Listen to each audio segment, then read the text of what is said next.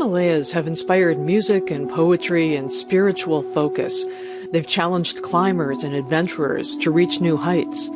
And they've stored ice, more than anywhere else on Earth except for the Arctic and Antarctic. That ice, those glaciers, have for millennia fed many of Asia's greatest rivers in China and India, Pakistan and Southeast Asia, helping to feed billions of people. But that ice is now melting fast, caused by climate change. And the melting of that ice is itself accelerating climate change, with the effects felt throughout the Himalayan region, including India. A rescue operation is underway in northern India after part of a Himalayan glacier collapsed into a river, sweeping away a dam and triggering huge floods. Well, we start with the heat wave that continues to batter India. Extreme temperatures across the north and the east of the country have caused hundreds of deaths. In the south, the searing hot spell has led to severe water shortages. They walk in intense heat, sometimes for kilometers, in search of water.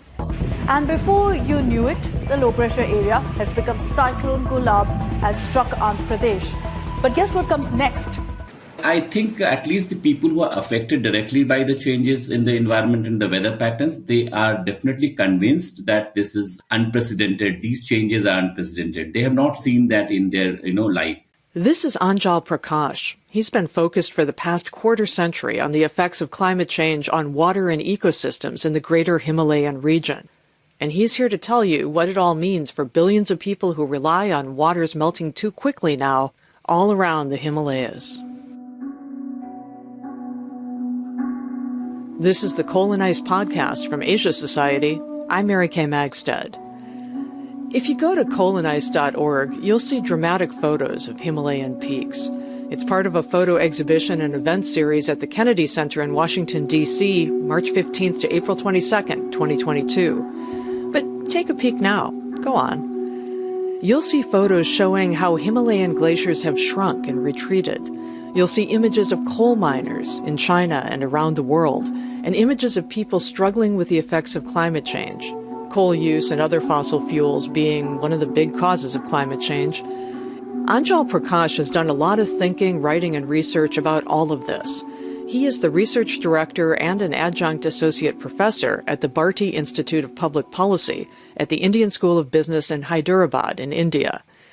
And he has thought about the tension and frustration that comes from developing countries like India trying to grow their economies and create better lives for their people in an era of climate change that largely they didn't create. India is the third largest polluter, but the per capita emission for India is minuscule, actually, as if you compare with these two greatest polluters at this moment, which is United States and China. India's per capita carbon dioxide emissions are about a quarter of China's and an eighth of the United States.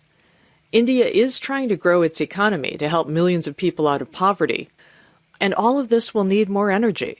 India does still rely on coal for more than half of its energy, but it's working on increasing its use of solar and other renewable energy, as U.S. climate envoy John Kerry recognized on a trip to India before the Glasgow Climate Summit in 2021. That India is getting the job done on climate, pushing the curve. You are indisputably a world leader already in the deployment of renewable energy, and your leadership of the International Solar Alliance promises to advance clean energy across India and other dynamic growing economies around the world. Great, Anjal says. So developed nations, show us the money that will help us make this change more quickly. What we people, not only India, but if you look at other countries in South Asia, Nepal, Bhutan, Sri Lanka, Pakistan, Bangladesh, they have to divert their development finance money to combat climate change. We know that a huge percentage of our GDP actually has to go in fixing the problem which we have not created. So South Asians and others in developing countries are calling for climate justice, while they live with ever more disruptive effects of climate change. Anjal Prakash has been seeing it in his own work and writing about it in the Intergovernmental Panel on Climate Change's reports. That includes a recent special report on how climate change is affecting oceans and the cryosphere, which means basically everything that's frozen, the Arctic, the Antarctic, and mountain glaciers, like those in the Himalayas. Himalayan glaciers actually contributes to 10 major rivers in the entire Asia. So glaciers are very, very important ecosystem that we must protect. Under the global warming, what is predicted that the same business as usual scenario, 2/3 of the glaciers will be actually declining by end of the century. And some of this declining rate actually is much more faster than what the models are projecting already. That is probably a long-term understanding, but for the day-to-day issues, what we see is huge change in the weather patterns, which is impacting the Himalayan regions, especially in terms of precipitation changes. The total average precipitation or the rainfall has not changed over a period of time, but there is a huge variability in rainfall. That means when you want rains, the rains will not come. When you don't want, it will just pour. And that means that the downstream areas gets flooded, the midstream areas get flooded. There's a huge loss of life because certain changes happen. And he says such effects of climate change, along with droughts, floods, fiercer cyclones, rising sea levels, and dwindling catches of fish and seafood in warming oceans, disproportionately affect the poor. The farmers are under huge stress. There's a lot of farmer suicide which has been reported. Farmers protest also, as you may have seen, that has made headlines in India. It's partly also because the agriculture system has been very, very prone to climatic disaster. The rice and the wheat farming has been affected. It's a slow onset, but it is definitely being very, very severely going to affect us in future. But now also food production has been reduced quite drastically. So something like a decade ago, you were looking at water use by farmers in Gujarat. And one of the issues you were focusing on was overuse of groundwater, because farmers could just dig wells with low rates for electricity to bring it up from a low and sinking water table. So a crucial issue for India, for many of us, as climate change intensifies, is availability of water for agriculture, for rural people's own use, and also to channel to expanding populations in cities. That's a lot of challenges all being faced at once. So for starters, what's being done to modulate groundwater use in places like Gujarat? The stark reality is that the groundwater usage has gone up tremendously in India. Groundwater development has happened in the very private sphere. That means you can sink a bore well and access water and supply it for your needs, as well as you can actually sell it. And that's why the groundwater markets have developed very efficiently, I would say, in India, where at least the management has been very good. And Gujarat has been one of the pioneers in that. But what has happened over the years is that it has depleted the water supply, going down. And when water levels start going down, it leads to salinity, fluoride, and a lot of other nitrate issues have also come up. That has also led to a lot of health issues in many, many parts. So overdevelopment of groundwater is not something that the policy should be encouraging, and this has been there. So this has happened in the context of declining surface water systems, the large scale. So during the British's time, that many of these large scale irrigation system has been developed and maintained later. But this has also some limitations, and that's why the groundwater boom has built up from that one. So then what's the government doing to ensure there'll be adequate water supply, both for urban and rural areas? There has been a lot of policy regulations in terms of groundwater management. And I think Gujarat is one of the pioneers, again, where they have actually separated the grid which would feed into the agriculture system as well as the domestic household systems and all that. And there has been some experiment which has actually rested for the decline of groundwater. But Punjab, for example, has not done that. There's a free water supply and then free electricity for accessing groundwater. And that's why a huge problem of groundwater development and salinity in Punjab has been also reported. What we need actually is a little more coherent policies. And then a lot of move has been by activists saying, because water is a state subject in India, and they're saying that you now have to bring it into federal subject, which can regulate the entire India based on that. There has been debate around that and for and against. But I think in the wake of climate change, you need to have a lot more research which is done, which looks into the linkages of groundwater in the context of changing climate, to look at the sharper linkages in the future. How much has the water table dropped in some of these places? Okay, so I'll give you an example of Gujarat, where I was doing my field work, and I found that there was this Ahmedabad-based scientific agency called Physical Research Laboratory, and they took a sample of water. People have gone down to 2,000 feet below to access water, and they found out that the water that they were using was about 5,000 years old. So people have actually gone very deep to access water. Punjab also has a huge problem, but Gujarat is more a drier state. Punjab has a lot of rivers and the surface water is better. Still, they have problems of salinity because as you're overusing the groundwater, salinity increases, the land becomes saline and becomes unproductive for long periods. These issues are coming up. So farmers have a lot to contend with. They're having to dig deep for a reliable source of water, but then they're also dealing with all of this weather where the rain is dumping down at a time where it's not helping the crops, so they don't have a successful season in terms of raising enough crops so they can make a living. So some of them are just going to give up and move to cities, right? There is a pull to urban areas where you have other kinds of jobs without quite as much uncertainty and hard labor. So you've looked specifically at urban water use as well as rural water use. What happens when you get a large flow of migrants coming from the countryside to the cities? How much more water is needed? What are the new challenges in India? India as being a very vast country and there are different ecologies, there are different levels of problems in each of the ecologies. And I'll give you one or two snapshots of what is happening. For example, the mega cities like Delhi, Bombay, Calcutta, Chennai, water is one is that you have to rely totally on groundwater. A lot of groundwater uses in the urban areas.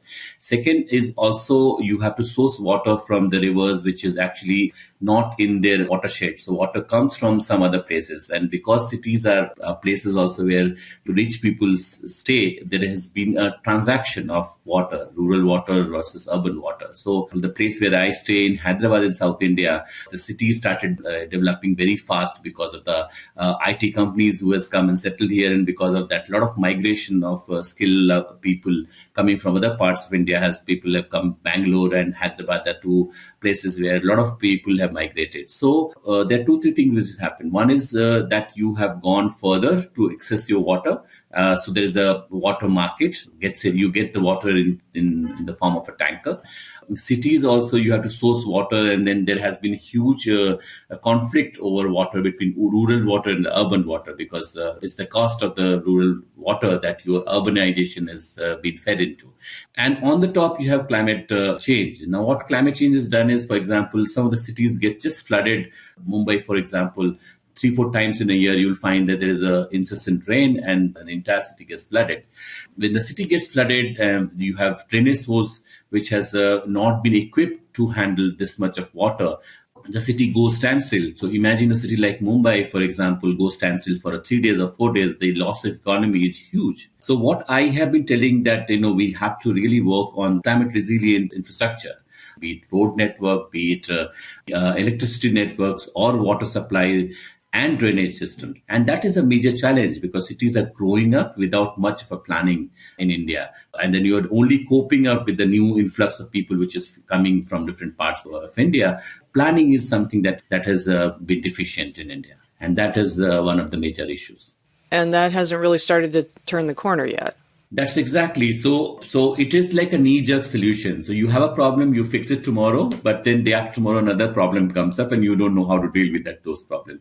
And also the large population that you have, any planning that you have to do will affect people. So how do you make the city not affected by the day-to-day construction process or anything that you do with the city, at the same time keep up the sanity of the city and keep the city going? That is something that's a huge challenge. That's only about class 1 and class 2 cities, but the class 3 and class 4 cities are cities which is still being built up. I think that's something that if we focus on those areas and we are trying to work with the climate resilient infrastructure in those areas, but that means huge resources. You need to double and triple your money that you have allocated for building up a city. And that is something that the cities have to really decide how is going to cope up with these things. Either you have put in this much money so that you have your infrastructure at least is adapting and coping with the changes in the climate, or you just leave it like that. And most of the time it is the other way around. And that's why we are always reeling under one crisis or another. So that's on the reacting, adapting side. How much do you feel can still be done by Himalayan countries, including China, to prevent additional melting of glaciers in the Himalayas? Yeah, I think one thing which we have, I have been telling this for a very long time, is the regional cooperation. We need to the countries of the Himalayan who are sharing the Himalayan resources. There are 8 countries, but there are people who are also outside who are interested. They need to come together. There are a couple of things that can be done immediately. And then, one is definitely about sharing of information and data, right? So You understand that China and India and Pakistan, the relationships are not that smooth. So even the small amount of trust is not there to share the data, the information that you have. What happens in China will affect India. What happens in India will affect the other downstream countries. So we are all interlinked. We are part of one world. We need to have more trust and more regional cooperation so that we can get this together. Now, I understand that India has its own concern because, you have seen the kind of terrorism India has faced from across the borders. Their expansionist economies round the corner. So you have to deal with this day in and day out. A quick side note from me here as a former Asia correspondent. High in the Himalayas, China and India have had a tense standoff for more than half a century. They have an undemarcated border, and there they fought an actual war in 1962, in which China seized control of territory that India had considered its own. There was another clash a couple of years ago, where China seized more territory. China's also building roads leading right up to that undemarcated border. And in the part of Kashmir that Pakistan controls, but India also claims, China is also building roads and dams and more. It's part of China's Belt and Road Initiative, which is, building infrastructure around the world, binding recipient countries closer to China, and gaining geostrategic advantage with many of those projects, including those in Pakistan and Kashmir. As for Pakistan itself, well, India's tensions with Pakistan go back 70 years since Pakistan first broke off from India and became its own country, and that can make cooperation challenging. So regional cooperation, it looks very good in the papers that you must have. How do you achieve that unless everybody comes together? So that's one problem that I always feel. But I think there's no other go than to cooperate, because otherwise it's a shared resource and we're going to lose most of it. And everybody will be affected. That's one. It's like a tragedy of commons that we have, so the usual case which happens, and then how do we come together? Second is most of the rivers that we have in South Asia are transboundary rivers. You have big rivers like Indus, Ganges, Brahmaputra. Most of the rivers are transboundary. That means they share more than one country's boundaries, and that means they also have to come together. So it's not only about the glaciers, but it's also about the river management system. What happens, for example, if there's a huge rainfall in Nepal, it will flood half of Bihar, which is in the downstream state of India. And this has happened every year. And so we must cooperate. To start with, can share the information, the data, and then come together as people and as countries to save and pull in the resources. So the Himalayas are just one mountainous region in the world where glaciers are melting, and all told, about 10% of the Earth's land is covered by glaciers or ice sheets. And lots of people live in high mountainous areas, almost 700 million people at the moment. So the kind of cooperation you're talking about is needed in many places. How is that going outside of the Himalayan region? The Arctic example of cooperation in the Arctic region has been much better than what we see it in the Himalayan region. I think there's more maturity for people, countries and organizations to come together to save Arctic. I guess we need to have a similar process also in South Asia, especially to save the Himalayan glaciers. That is one example that we could see that started actually with the UN-based organization, which pulls in the information and data together. If you look at South Asia, especially the countries which is affected by the Himalayan glaciers, there are three things which we need urgently. One is that better early warning system, because of the nature of the river that we have is transboundary river. That means more than one country has to come together and collaborate with each other so that upstream and downstream people are connected through the information that we have. That's number one. Second is that we also need institutional innovations in tackling with the disaster. You see that the disasters are occurring every day, and we have a similar economies. What I do here in India, I may learn something from Bangladesh, which has done very well in flood management or cyclone management system. Similarly, Pakistan has many experiments that probably we can learn. So this kind of exchange of knowledge system, innovations in tackling disaster, understanding is very important. And third is what I would say the resilient livelihood practices. The entire subcontinent had a very resilient agriculture, which we have actually, knowledge has been slowly evading. We need to come together, because that's the only way we can actually save our agriculture, because that has been there from the long time, the knowledge system which is there, which we need to protect. You've devoted your career to looking at climate change and its effects and what needs to happen to make sure we all have the water we need as glaciers and polar ice melt. What keeps you up at night? What worries you most about where we are now and what we're doing and not doing? And what is the best case scenario when you think about people moving in the right direction? What worries me is the lack of international cooperation. I have watched the COPs very closely, have been participating in some of the international debates around this one, and I see that there's a lack of consensus for leaders of the world to come together and save the planet. The leaders have to own up, countries have to own up responsibilities and come forward and be more pragmatic and more giving in that nature. That's the thing which is worrisome for me. But what I'm really positive about is the innovation part. The agency of people, I have a huge faith in people's agency. I feel that we'll come out of this crisis at some action which will be taken by people, collective action or individual action. So I see that the next 10 to 15 years will be a year for innovation, will be a time where people will be innovating and also finding the solution within our own society. We don't have to look up to people from the northern countries to even for technologies. I think there's a lot of innovation which is happening. Small technologies are coming up to combat certain problems. For example, flood protection programs, right? Accessing water supply, bringing water supply to the poorest of the poor. Huge program has been rolled out. And I see that a lot of new generation, I think our generation has failed to protect the planet, but the next generation is much more aware. I know my own daughter is very, very aware of how much water we are using, what electricity we are using in the house. And that has been also because there are a lot of curriculum changes which has happened, making people aware of the consumption pattern that we are living in and how we can be more sustainable in our lifestyle. So I have a huge respect for the newer generation, the young generation, in bringing innovation so that we can combat climate change through new technologies and also in changing the lifestyle in which we are living at this moment. So consumptive lifestyle, we move away and be more closer to nature. I think that's something I'm very hopeful about. That's Anjal Prakash in Hyderabad, India, where he directs the Bharti Institute of Public Policy at the Indian School of Business. He's also an adjunct associate professor focused on water systems and how they're affected by melting glaciers throughout the Himalayan region.